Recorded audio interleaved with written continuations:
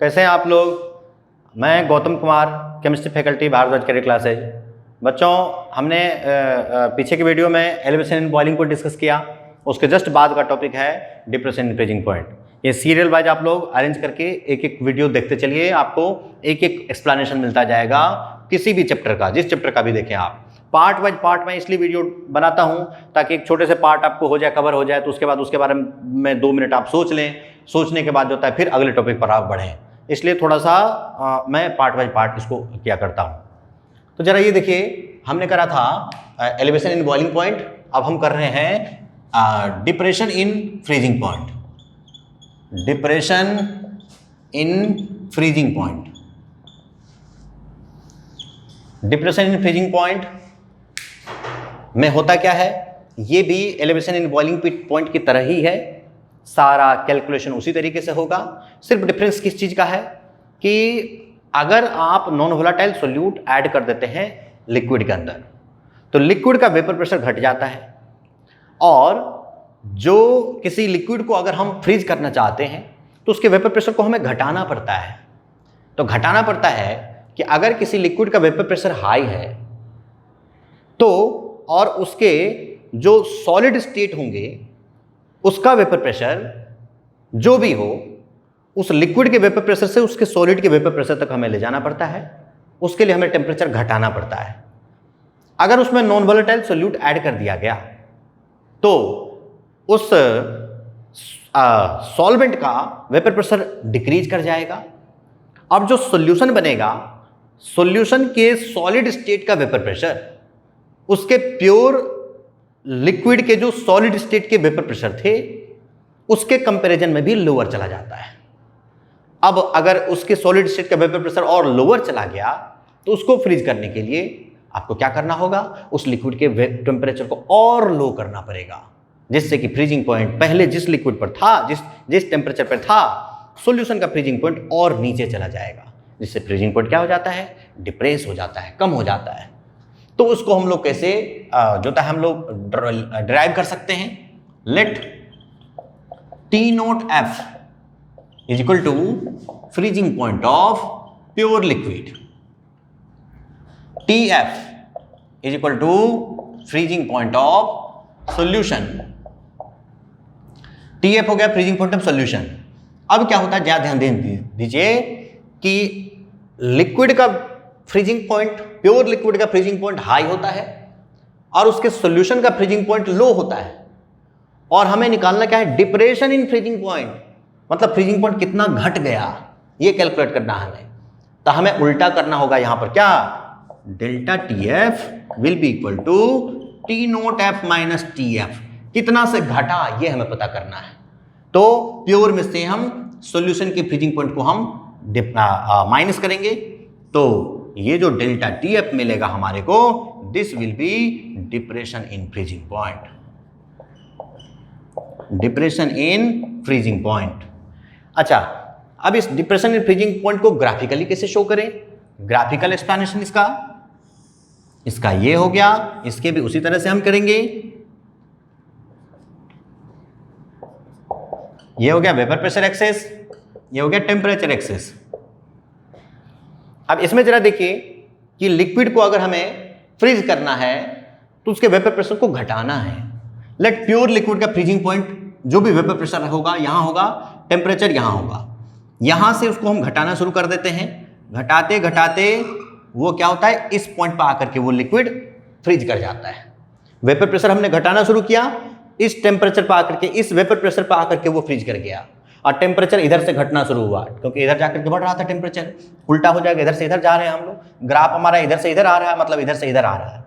तो क्या होगा कि टेम्परेचर भी घटता जा रहा है, वेपर प्रेशर भी घटता जा रहा है, और वो इस पॉइंट पर आकर के फ्रीज कर गया। अब अगर हम सॉल्यूशन को फ्रीज करना चाहते हैं तो सॉल्यूशन के वेपर प्रेशर क्या होना चाहिए, लोअर होना चाहिए in comparison to pure liquid. तो इसका वेपर प्रेशर नीचे से स्टार्ट होगा, ग्राफ इसका नीचे से स्टार्ट करते हैं हम लोग और इस पॉइंट पर पहुंचते हैं। मान लीजिए वो सॉल्यूशन इस पॉइंट पर आकर के फ्रीज कर गया, तब क्या होगा कि सॉल्यूशन का फ्रीजिंग पॉइंट ये हो गया और प्योर लिक्विड का फ्रीजिंग पॉइंट ये हो गया। यानी कि टेम्परेचर, ये पॉइंट हो गया फ्रीजिंग पॉइंट, ये पॉइंट हो गया freezing point. This one is the freezing point of solution and this one is the freezing point of pure liquid. और इन दोनों को ऐसे भी हम कर सकते हैं, ये हो जाएगा फ्रोजन लिक्विड, इसको कहते हैं हम लोग फ्रोजन लिक्विड. ये हो गया सॉल्यूशन, ये हो गया प्योर लिक्विड, ये हो गया. अब जरा ये देखिए इन दोनों के बीच का गैप, ये इन दोनों के बीच का gap, this gap is here delta TF. ये हो गया हमारा दोनों के बीच का गैप डेल्टा टीएफ, यानी डिप्रेशन इन फ्रीजिंग पॉइंट. अगर वेपर प्रेशर को हम मिला लें तो क्या होगा कि यहां से यहां तक का वेपर प्रेशर सॉल्यूशन का वेपर प्रेशर, और यहां से वेपर प्रेशर ये प्योर लिक्विड के सॉलिड स्टेट का वेपर प्रेशर, ये हुआ सॉल्यूशन के सॉलिड स्टेट का वेपर प्रेशर, और ये हुआ प्योर लिक्विड के सॉलिड स्टेट का वेपर प्रेशर. हम वेपर प्रेशर को यहीं पर अगर रिलेट करें तो this will be equal to P A, this will be equal to P naught A. ये क्या हो गया, vapour pressure of pure liquid, और ये क्या हुआ, वेपर प्रेशर ऑफ सॉल्यूशन. इस तरह से हम ग्राफिकली एक्सप्लेन कर सकते हैं, ग्राफिकली समझ सकते हैं. मुझे लगता है कि आप लोगों को बिल्कुल समझ में आ चुका होगा. फिर भी आपको अगर ग्राफ में कोई दिक्कत लगती है तो आप जरूर हमारे चैनल के कमेंट सेक्शन में आकर के कमेंट करें बच्चे. चलिए देखिए अब इसको फिर हम क्या करते हैं कि कितना सोल्यूट डाला और फ्रीजिंग पॉइंट कितना हो गया उस सोल्यूशन का, कितना घट गया या कितना पर पहुंच गया, वो कैसे कैलकुलेट करें. वो एग्जैक्टली हम एलिवेशन एंड बॉइलिंग पॉइंट की तरह कैलकुलेट करते हैं, डेल्टा टीएफ को मेजरमेंट करते हैं हम लोग. तो जरा ये देखिए करते हैं हम लोग.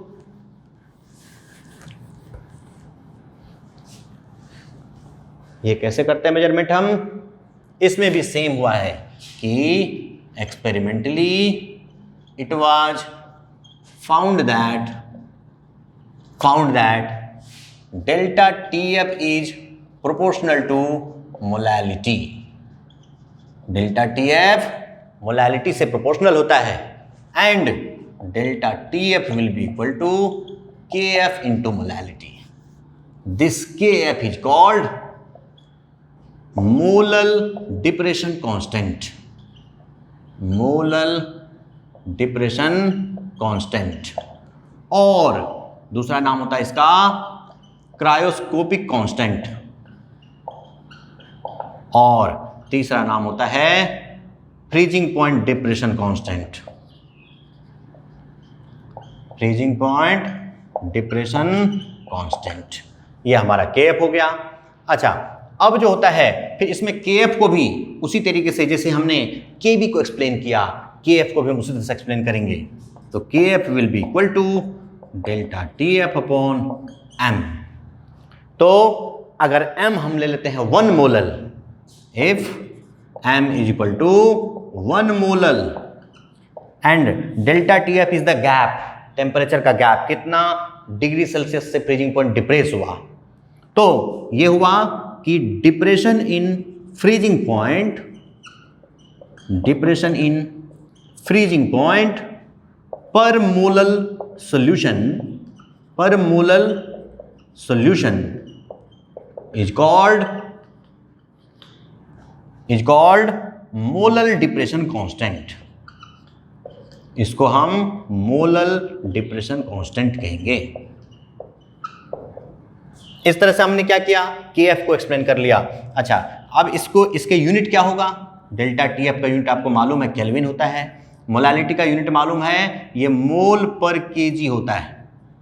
तो केएफ का यूनिट क्या बन जाएगा, केल्विन, ये रहेगा केजी ऊपर चला जाएगा तो केजी, मोल की पावर 1 है ऊपर जाकर के -1 हो गया, केल्विन किलोग्राम पर मोल.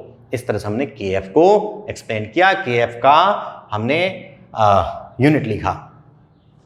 इसके बाद फिर मोलालिटी को अगर मैं एक्सपेंड करूं, molality equal to W2 upon M2 into 1000 upon W1 in gram. W2 हमारा क्या है, सेम सब कुछ, मास ऑफ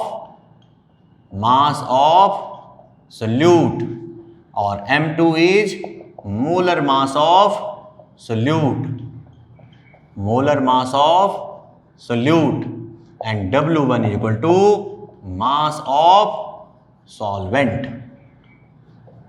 ये हो जाता है।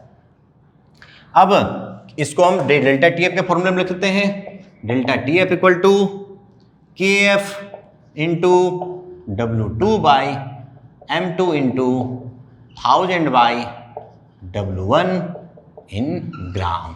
इस तरह से ये हमारा फाइनल फॉर्मूला है डेल्टा TF मेजरमेंट करने का। डेल्टा TF पता लग जाता है हमें, तो हमें TF भी पता लग जाता है।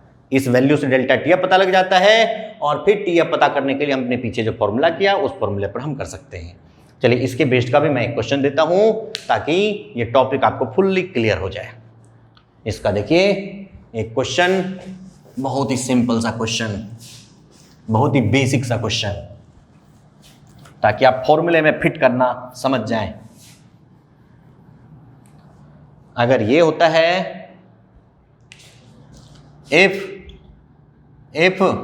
6 gram of urea is dissolved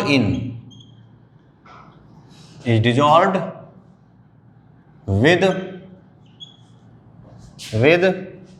500 gram of H2O, find freezing point of solution। ये होगा। अब जरा देखिए इस क्वेश्चन में भी कुछ डेटा अननोन है, जो डेटा आपको ऑटोमेटिकली याद रखना होता है, समझना होता है।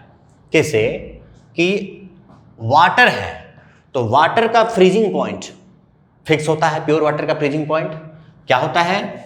T0F जो होता है वो 0 डिग्री सेल्सियस, और अगर केल्विन स्केल में लेते हैं तो this will be equal to 273.15 kelvin. ये क्या हो गया? हमारा प्योर लिक्विड का फ्रीजिंग पॉइंट हो गया। उसके बाद वाटर का जो KF वैल्यू होता है, क्वेश्चन में इसे दे रखा होता है, कभी कभी नहीं भी दे रखा होता, तो वाटर का आपको याद रख लेना चाहिए कि वाटर का KF 1.86 केल्विन किलोग्राम पर मोल। ये हो गया, KF वैल्यू मालूम है हमें। अब आते हैं क्वेश्चन पे कि 6 gram urea is dissolve with इतना ग्राम ऑफ H2O, तो इसमें कौन सा सोल्यूट है और कौन सा सॉल्वेंट है, ये आपको पता रहना चाहिए। कि सबसे स्टार्टिंग वाले टॉपिक में हमने करा रखा है कि जिसका लेसर अमाउंट होता है, जिसका लेसर क्वांटिटी होता है वो सोल्यूट होता है, और जिसका हायर क्वांटिटी होता है वो सॉल्वेंट होता है। उसके बेसिस पर हम समझ सकते हैं, या फिर इतना ग्राम इसके अंदर में डिजोल्व किया गया तो इसका मतलब ये सोल्यूट है और ये सॉल्वेंट है। तो हम क्या करते हैं, पहले यहां पर हमें क्या मेजर करना है? TF मेजर करना है। TF is equal to what, और क्या दे रखा है हमें? सोल्यूट दे रखा है, तो W2 इज इक्वल टू कितना ग्राम? 6 ग्राम। और इसका मोलर मास M2 यूरिया का फॉर्मूला मालूम रहना चाहिए आपको, या फिर मोलर मास ही मालूम रहना चाहिए, या फिर क्वेश्चन में ही दे रखा होगा। यूरिया होता क्या है?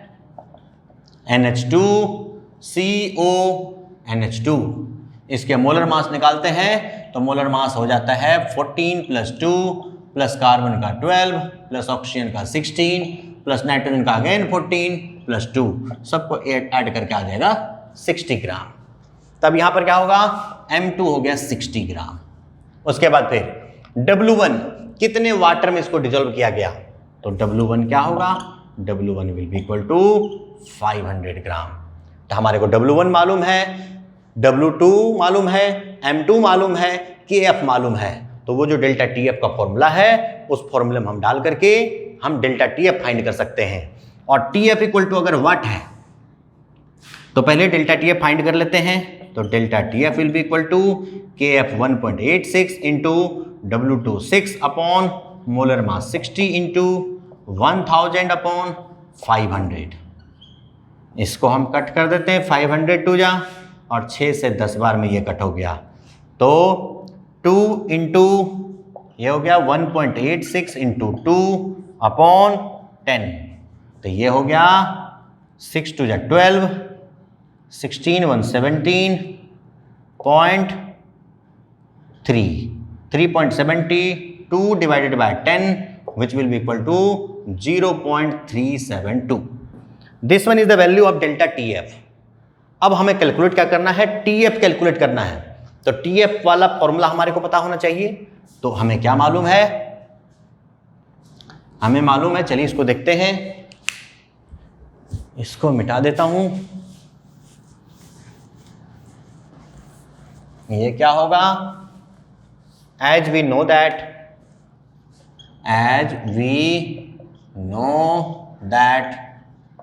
Delta T F equal to T naught F minus T F. Delta T F हमें मिल गया है 0.372 is equal to T naught F होता है 0 degree Celsius minus T F. T F इधर लेके आ जाएंगे, T F will be equal to 0 minus 372 equal to minus 0.372 degree Celsius. This one is the freezing point of solution which is equal to freezing point of solution. इस तरह से कई सारे question होते हैं जिसमें कभी मोलर मास निकालना होता है, कभी मास निकालना होता है, कभी केएफ निकालना होता है। जो भी होगा वैल्यू अननोन होगा उस डेल्टा टीएफ वाले फॉर्मूले में डाल करके हम सॉल्व कर लेंगे, और जो भी वैल्यू अननोन होगा हम उसको कैलकुलेट कर लेंगे। ये हमारा डिप्रेशन इन फ्रीजिंग पॉइंट था बच्चों। अब इसके आगे जो है ऑस्मोसिस और ऑस्मोटिक प्रेशर वाला हम नेक्स्ट वीडियो में डिस्कस करते हैं। इसको तब तक आप लोग पढ़िए, इसको समझिए, इसमें जो प्रॉब्लम होती है वो पूछिए। तब तक के लिए बच्चों थैंक यू।